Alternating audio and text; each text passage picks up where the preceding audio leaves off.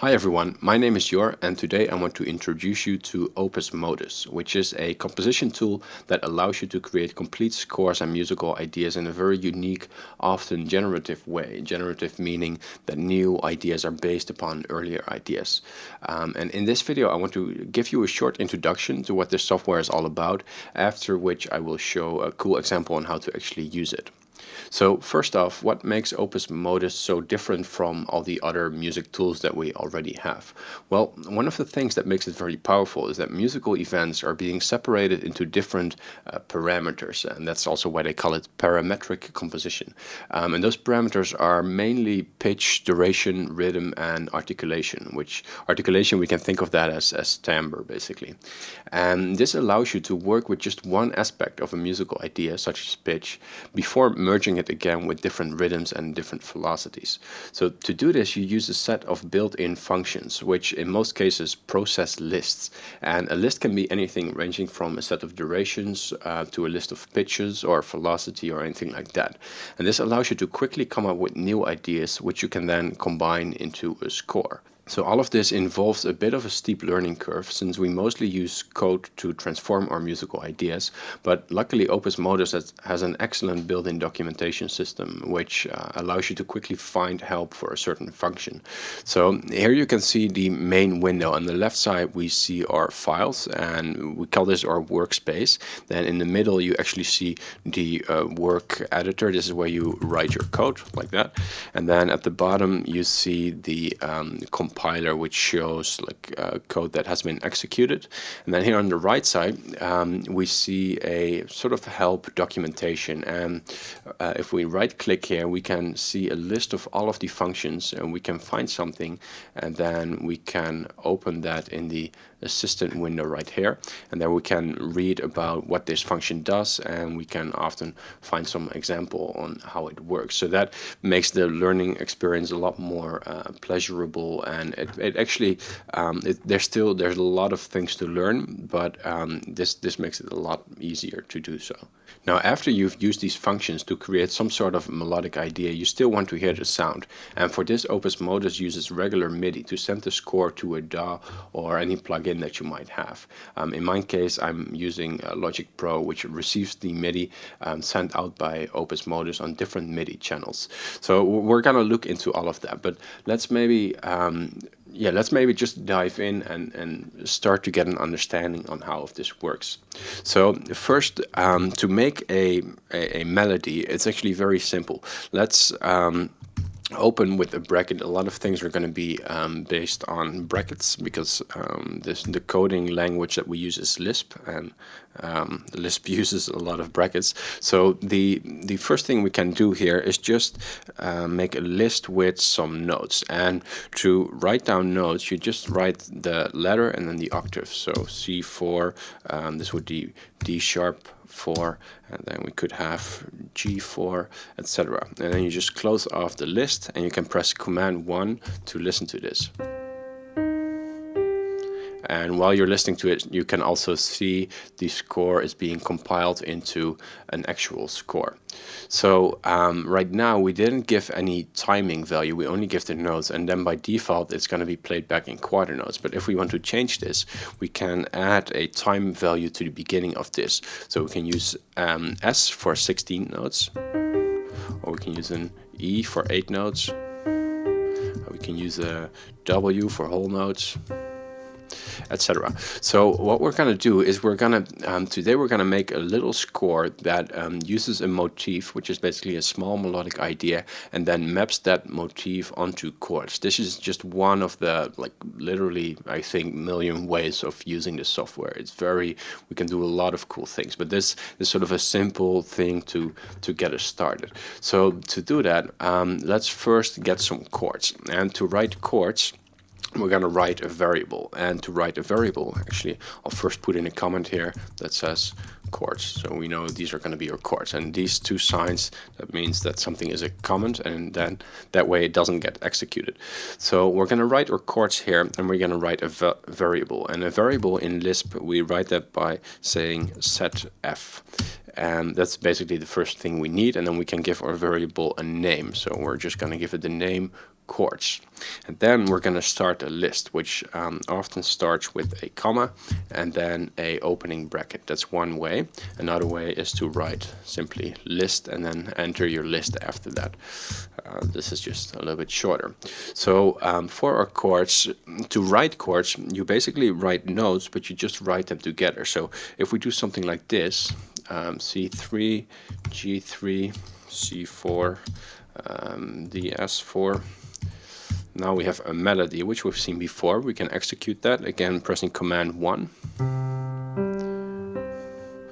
And if you ever want a refreshment on that, here we can see all the evaluation tools. So we can audition and notation, just notation. So for example, if I press Command 3, I will just, let's see, or Command 4, I will just see the notation and I won't actually hear it. So if we close this and I do that, you can see it comes up. So there are multiple ways of sort of seeing your score or listening to your score. There's even a built-in MIDI editor if I go here.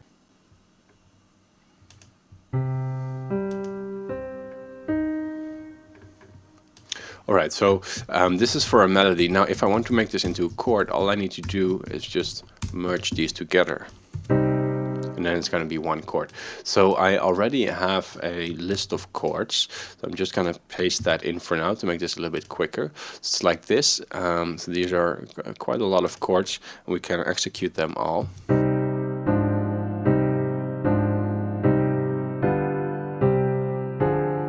So that's step one, and then we're gonna make our melody. So for our melody, I'm gonna give it another variable name. So I'll call it instrument1, and then I'm again gonna write my list. So this is gonna be based on all 16 notes. So I can write an S for 16 notes, and then I'll do a G4, C4.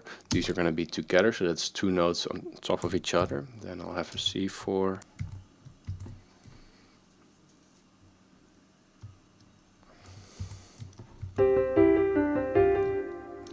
So it's a little bit fast, we can play it back a little bit slower. And now what I want to do is I want to repeat this melody based on the length of the chord. So basically I want the melody to repeat for as long as this list sounds. So what I can do in order to do that is I can use another function which is simply called gen repeat.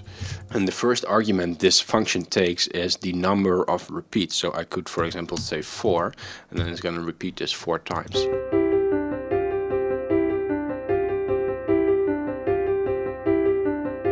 But what I could also do is get the length of the chords, and to do that we'll use the simple length function, and then I'll write chords. And then if we evaluate length chords by itself, and we press Command E to evaluate a function, we can see at the bottom here that it turns 43. So that's the total length of the chords. So we're using that here, and now it's going to repeat this 43 times. Alright, so now we have our melody repeated based on the length of the chords,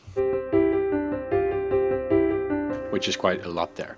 So that's step one. Now what we want to do is we want to map this melody to our chords. And actually before I'll do that, I first put in a comment here which says melodic line, which repeats based on our chord length.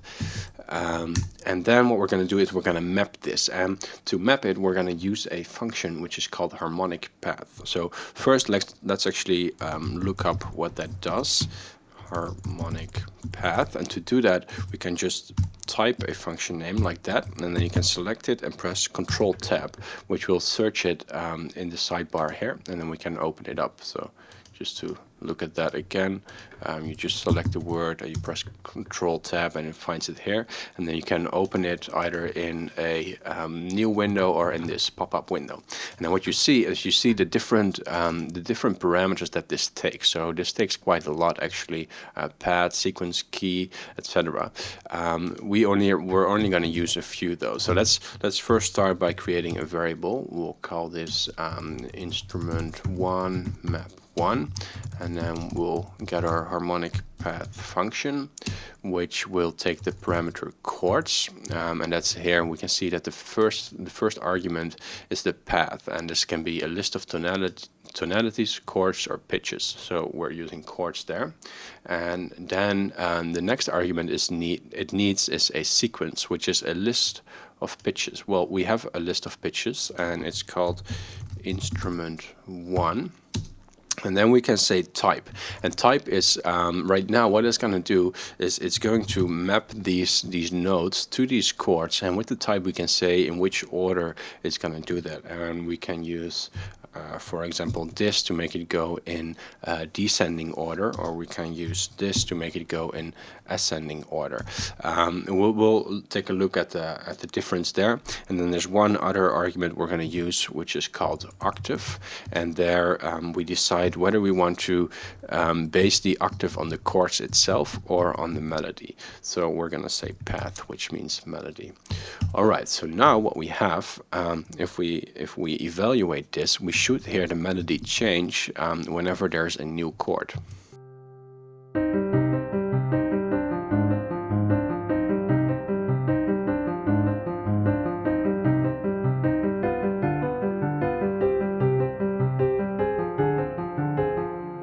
So that already sounds pretty cool. Now let's do one more thing just for fun. Let's try to retrograde this. So to retrograde something, I cannot say that word very well. We can simply type retrograde. It should recognize it, unless I made a spelling error. Oh yeah, it's actually retrograde, as in generate. We can find up the documentation for that. This one is a very simple one. It mainly takes a sequence, and we already have a sequence. So let's again type our variable.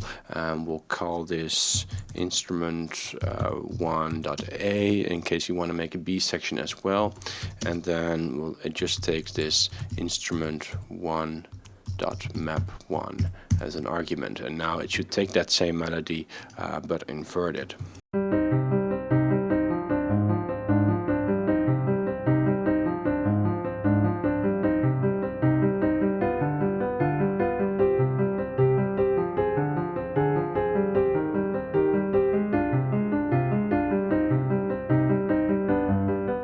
Now what we usually do at this point is we assemble our sequence, and that basically means we're gonna bind together the different sections. Now right now we only have one section, but it's just good practice to sort of set that up just in case you want to make a new part to this as well. So to combine different melodies together, we use this assemble function. Actually we should call that different. I'll call this instrument 1, and then the function is assemble seek, which takes as an argument the melodies that we have. So we have instrument 1.a. So this is basically going to be the same as it was before, but now it's in this variable instrument 1. Alright, so then after we've done that, we can actually start making our score. So I'll put in some 3 comments here just to clarify that this is a new score, a new section. And the first thing we want to do here is we want to set the time signature of our piece. So far we have really no time signature set, so Opus Modus just guesses what you want to use. We can do something simple like writing 4/4, and we could use that as a time signature. But we could also base the time signature on our melodic line, and to do that we'll create a function called tslist, or we create a variable called tslist as in time signature, and then the function we use is get time signature. Straightforward as that. And then we just need to give it a melody, which is going to be instrument 1. And then what we can do is we can write our actual score, which is called dev score, and then we can give it a name. I'll call it tutorial score. And then this takes quite a couple of arguments. It takes a key signature, which is going to be, let's just use chromatic for now. Then it takes a time signature as well, which we just made, so we have that, and it's called tslist. and then it takes a tempo. Let's start with 55. That's just in BPMs. And then we have layout. And layout, what that means is how many staffs you want in the score. So I'm going to create a new list here, which is a bracket group.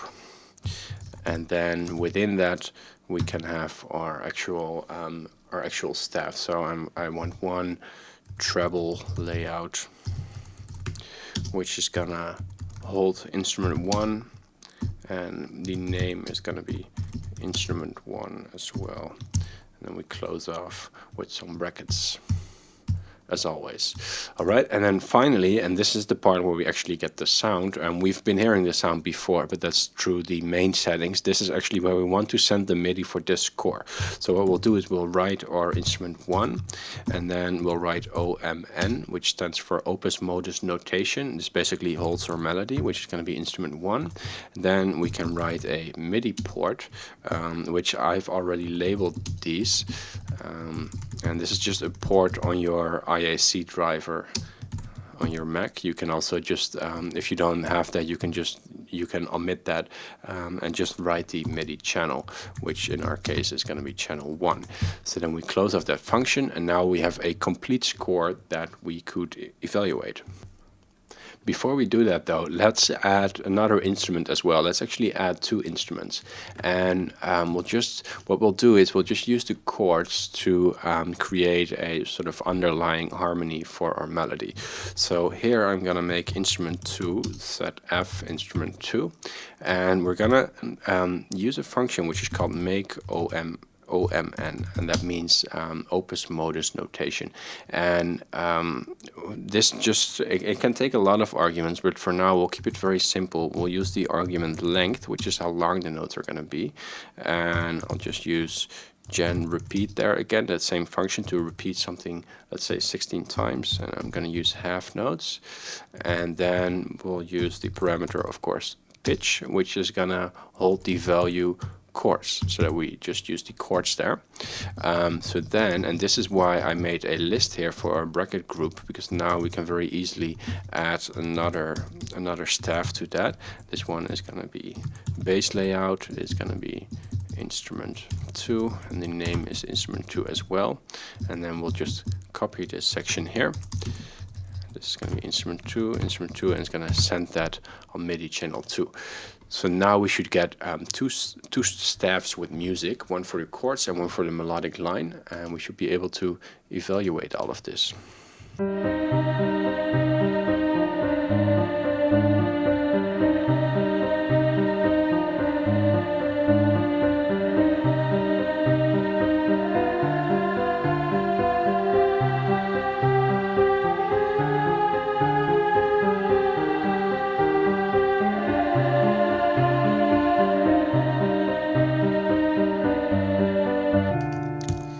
So that's going to go on for quite a while. Now, if you're wondering where this is going and why we get that choir sound, that's because I've set up Logic on my other display here. I can actually show that.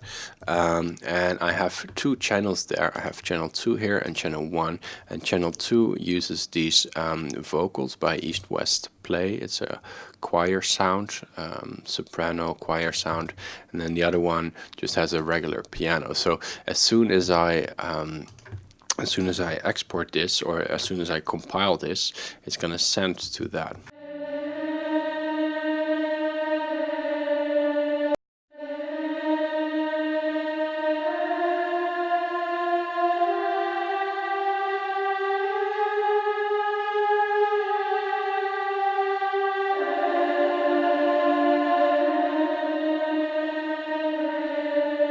Which also means I could record all the MIDI notes right now.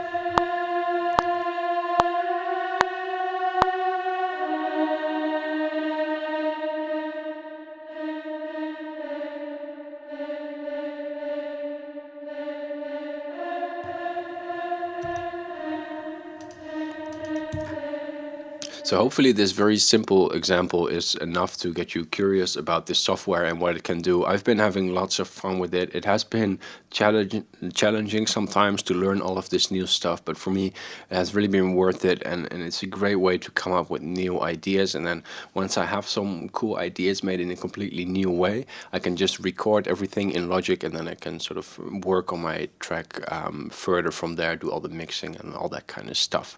So I hope you find this inspiring. Thank you very much for watching, and I'll see you guys in a new video or tutorial.